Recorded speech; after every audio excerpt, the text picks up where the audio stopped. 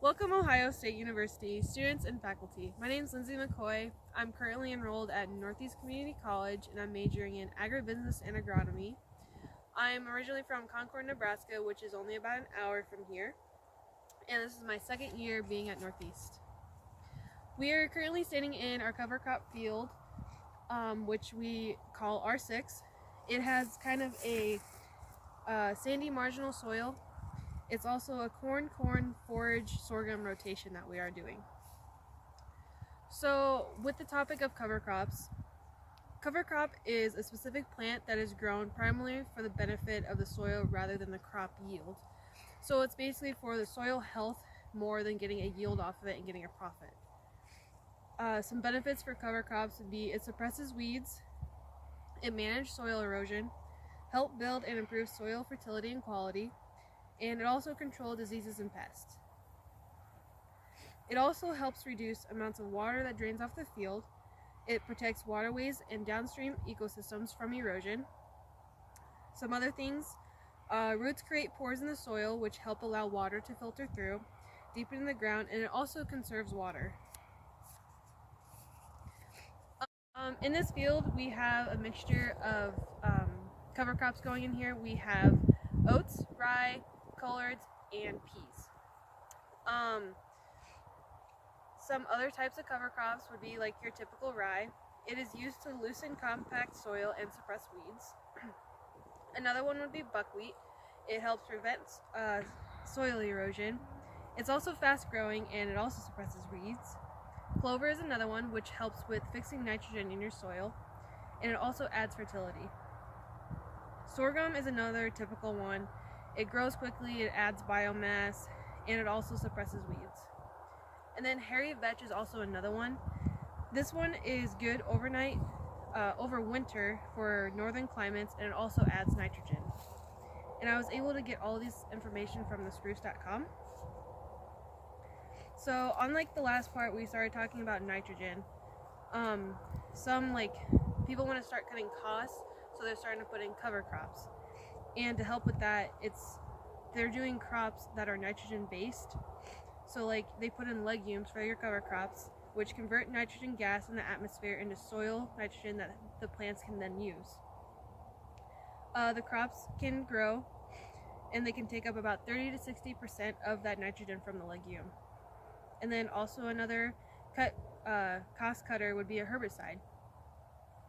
They don't use herbicides or are starting to not use them. They're starting to use cover crops more because the cover crops will smother the other weeds that are in the field that the weeds would take up the energy that the plants are needing, so the cover crops would suppress them so they wouldn't be there anymore. It also it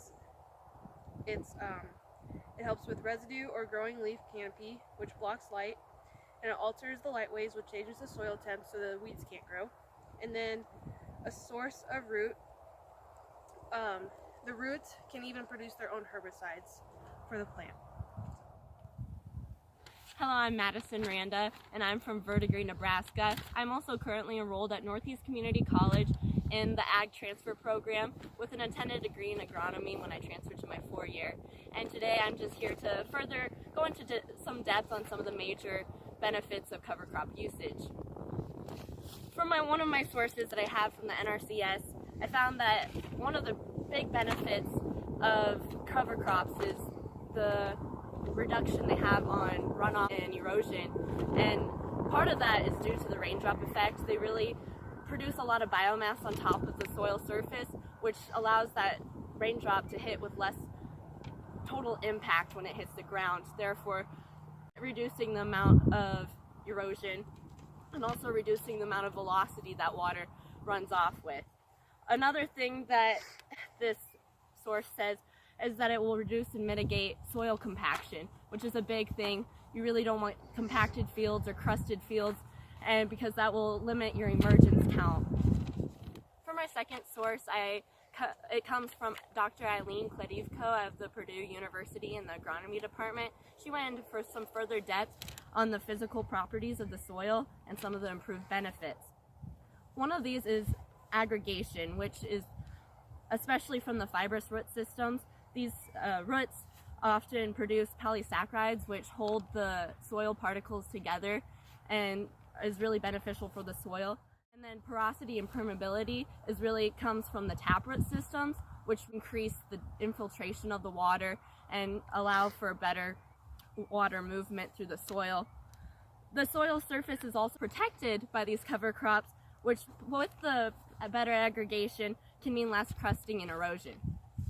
Roots versus shoots. When you're looking for cover crops, a lot of the focus comes to roots because that's where your permeability and porosity comes from. You do want some good growth in your shoots, however, because this will allow for better mulching of the top surface, which can reduce that velocity of the runoff and can allow for better temperature below ground. And one other thing I'd like to cover is soil moisture. When it comes to cover crops are kind of complex because that cover crop is sucking up a lot of moisture while it's living. However, when it terminates, it's able to produce better permeability and porosity, decrease evaporation and increase infiltration, which allows for better soil health. And finally, she also states that when you allow a cover crop rotation in your field, you can increase the diversity of your species as well as microorganisms in the soil, which allows for better plant health. Thank you.